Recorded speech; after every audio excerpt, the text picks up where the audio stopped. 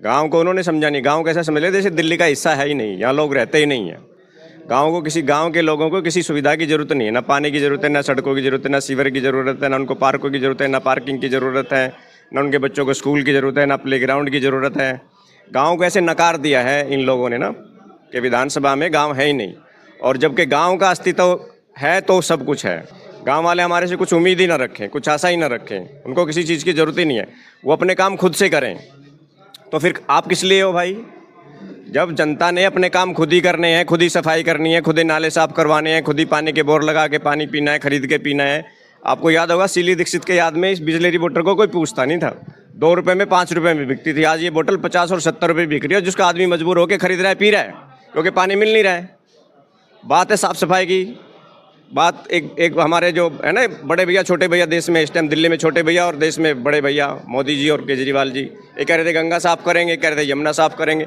गांव की गलियां तो साफ हुई नहीं इनसे, गंगा और यमुना तो बाद की बात है। कैलाश गहलोत कौन है और कहाँ से आया और क्या करने आया है यहाँ? उसका कोई वजूद ही नहीं है यहाँ। उसने 10 साल नजफगढ़ से विधानसभा का सदस्य रहा, विधायक रहा, मंत्री रहा। सरकार में जो आदमी मंत्री रहते हुए अपने इलाके में कुछ काम नहीं करा पाया, वो इस इलाके के आदमी उससे क्या उम्मीद रखेंगे? सिर्फ एक छलावा और एक धोखा देने के लिए यहाँ पहुँचा है वो। उसका काम है वोट काटना, जीतना काम नहीं है उसका, सिर्फ वोट काटना है और अपनी जो उसके जो अपने जो इशू हैं, पर्सनल जो इशू, उसको सॉर्ट आउट करना है। इसलिए वो बीजेपी में जाके बैठा है। आप मंत्री हो सरकार में और वसंत कुंज में रह रहे हो और गवांड आपके साथ में परेशान है, त्रस्त है पानी से, बिजली से, सड़कों से, सीवर से, पार्किंग से, सिक्योरिटी से।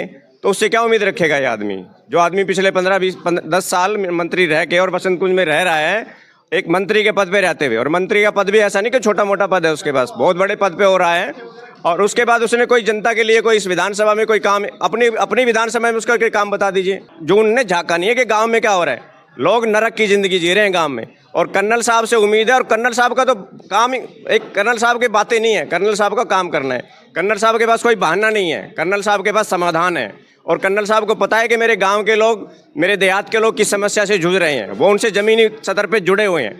इसलिए लोग चाहते हैं कि कर्नल साहब आएँ और हमारी समस्याओं का समाधान करें।